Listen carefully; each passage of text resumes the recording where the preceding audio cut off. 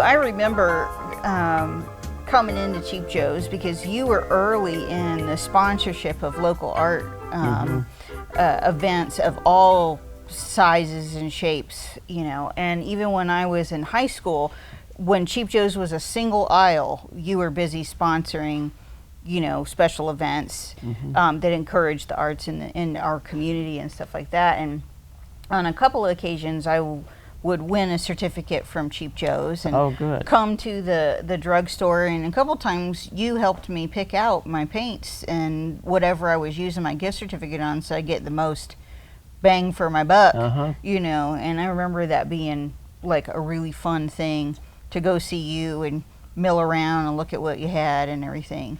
But I often wonder, because it seemed to me from the outside that like we were in Cheap Joe's was an end cap, and then Cheap Joe's was 6 linear feet, and then it was an aisle, and then it went upstairs, but at what point did you look at it and go, oh, like this is bigger, this has energy, this has legs, this is going someplace? Like, what was that kind of like moment where you were like, uh-oh? Yeah, and I loved for you to come in too, by the way. You were the cutest little girl, still beautiful. And your mother. It was always fun for me to go over there. You would come in and sit on the fountain and have a Coke or a float or whatever, and I'd come over and visit with you, sort of thing. But back to the art thing, I don't think I ever realized what was going on until I hired a college student, which we hired lots of them, a college student to help me, and he was an artist, a good artist. I can't recall his name, Wayne. Anyhow, before Wayne left Boone, he got his degree and left, and before he left, he came to the drugstore. And he said, Joe, he said, I'm going to try whatever he had graduated in, teaching, I think, and if I don't like it, would you think of hiring me if I come back? I said, Wayne, in a minute. He was great. He said, I'm going to tell you why. He said, you're sitting on a gold mine. And he said, all you have to do is keep digging the gold out of it, because it's gonna grow so fast. And he was right. And that's the time I thought, wow, we are so fortunate, because we started out, my son David and his cousin Patrick, my nephew. I went to school with Patrick. Yeah. And niece Kelly. They were the employees. That's it. And I'd have 20 orders a day that I had taken on the pharmacy phone, and I'd answer at Boone Drug, and generally they'd say, I must have the wrong number. I was calling Cheap Joe's Art Stuff. And I'd say, this is Cheap Joe's, don't hang up.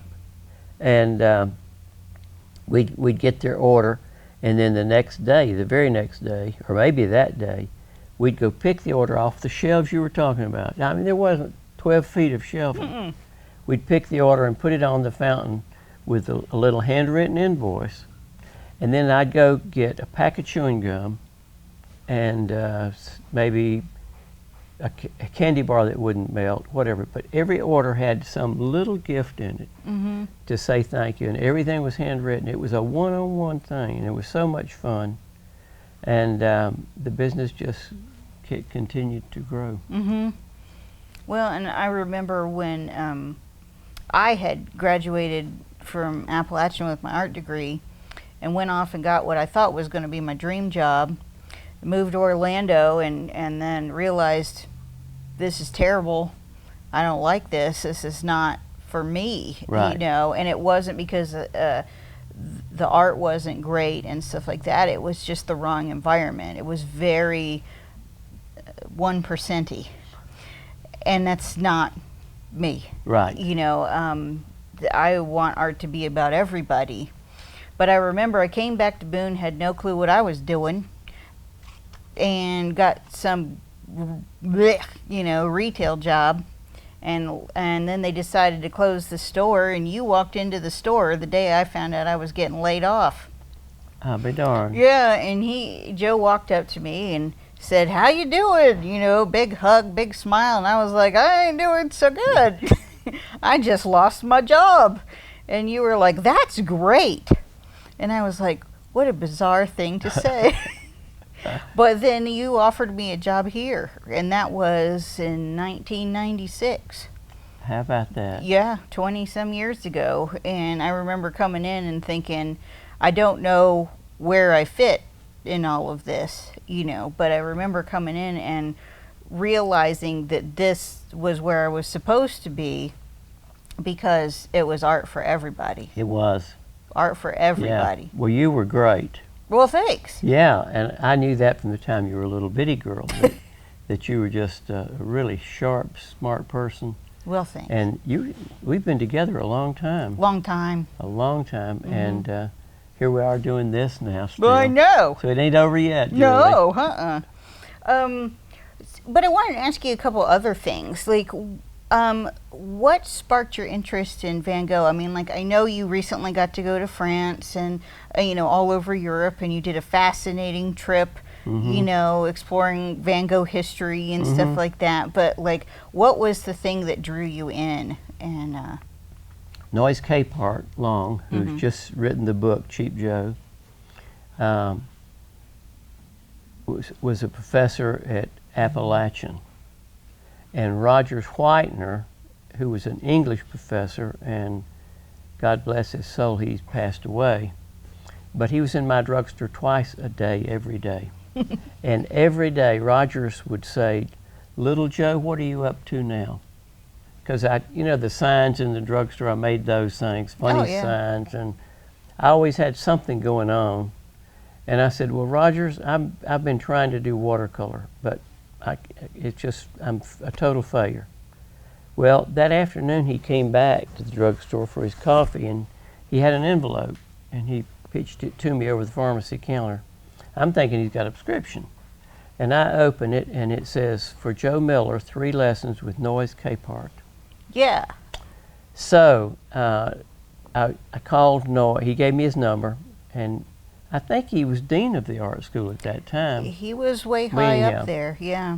He gave me the gift of 3 lessons with Noyes Capehart Long.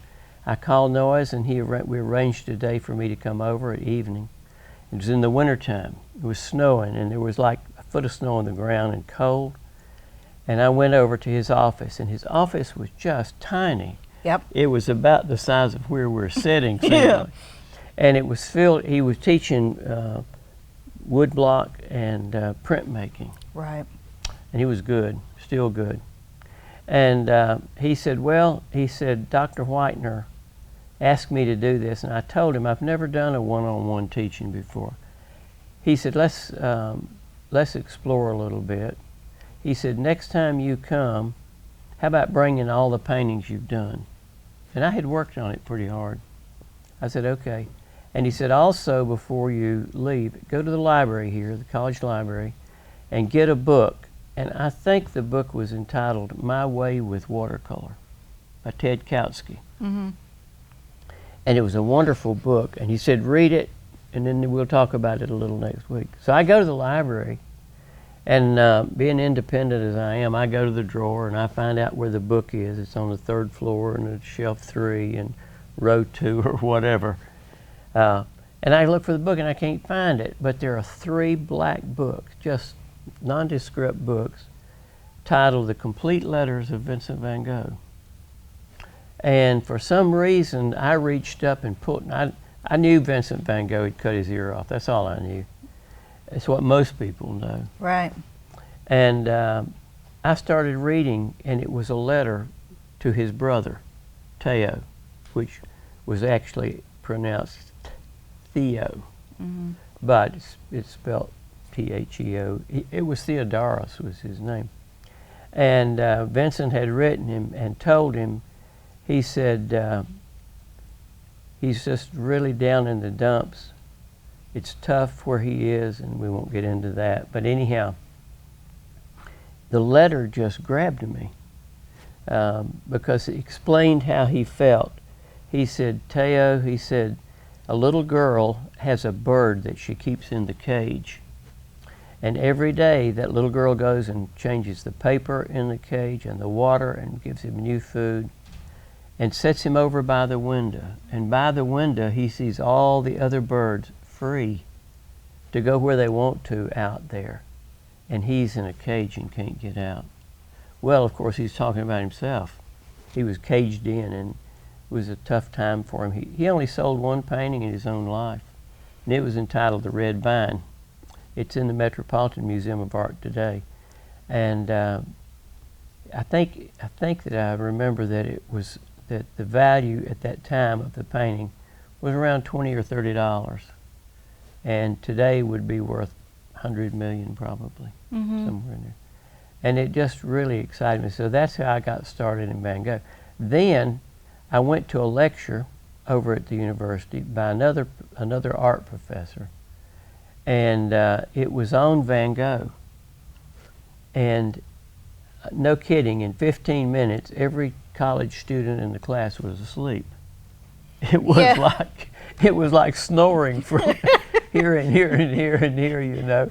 Yeah. And I thought, there's got to be a better way to teach art than this. And I had read every letter of Van Gogh, over 800 of them. And I thought I could make a play of that. So I did. I put together a little play, a monologue. And I first did it at Noyes' class. He let me do it. And then I can't remember after that where I did it, but whoever put together a little group of people in the church, I think, for me to do it. And then it just kind of caught on. And I've done it all over the country, you know. And I've done the Van Gogh Trail. David and I did the Van Gogh Trail. Was just there last summer. And it's fascinating to go to Arles, where he lived with Paul Gauguin, because on the sidewalk, in the sidewalk, they have a footprint and a plaque, and it says Vincent van Gogh stood here and painted that scene.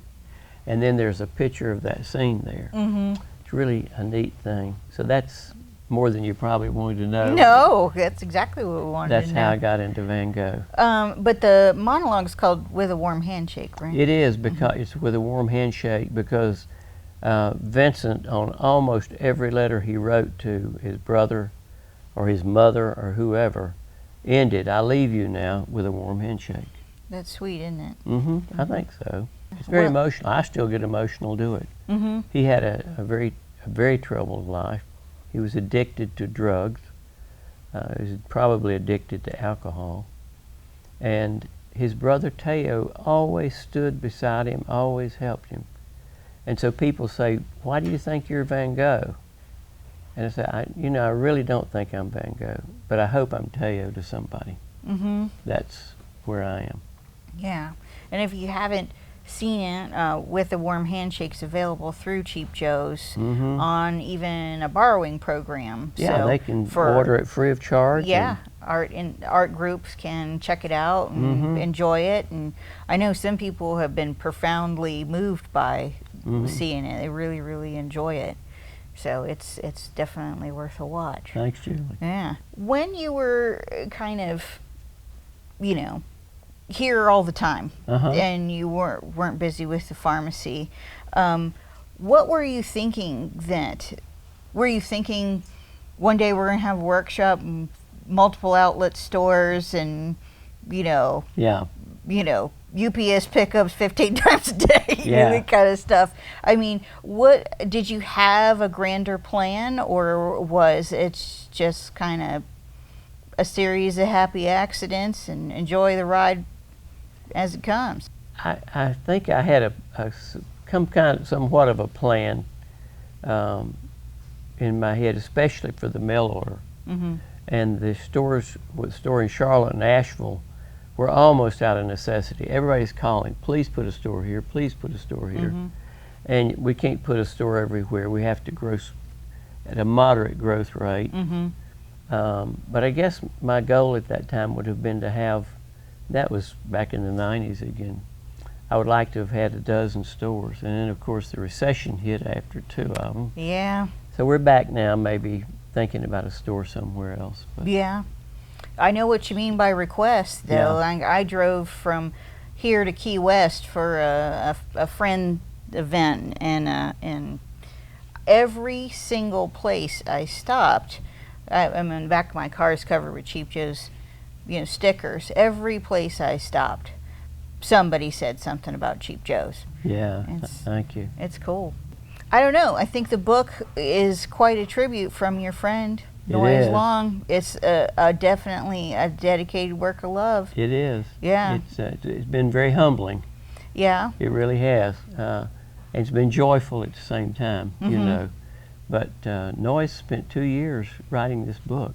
Yeah, you got to be proud of it. Oh, I am. It's a beautiful book. Thank you. And it's a great story, and you're a cool dude. Yeah. So it's a great read. You Yeah. should be very proud. I am very proud. The thing I'm most proud about, though, Julie, is our brushes for Vincent and our other, what would you call it, benevolent thing. Brushes for Vincent was named after Vincent van Gogh, who only sold the one painting. And so we delegated a program called Brushes for Vincent, and it's children's art supplies to children's hospitals, Yep. primarily cancer, but anything life-threatening there. And we give them quite a number of hospitals anything they need, and we invite other hospitals to take a part of that too. And the other thing that we do is kind of an insurance program. But when there's a hurricane or a tornado or a major thing, we will reach out to people in that zip code area and if, customers. Right. And if they've lost their art material, we're going to help them. Yep. And we do help them. And so that's being able to help those two and someday others is my thing. Yeah. That was one of my favorite parts. Yeah. Working in the call center was the feedback and the appreciation and the people who, Yeah. you know, needed help. Yep. And you're always there to do that. You bet. And we got lots of calls saying, I got your card, I didn't suffer any damage, I don't need anything, but I think it's really special what you do with that sort of thing. And it is special because it's helping people. Right. And I'm proud of that. Yeah, well, when you're at the lowest and you Yeah. need your art. You bet.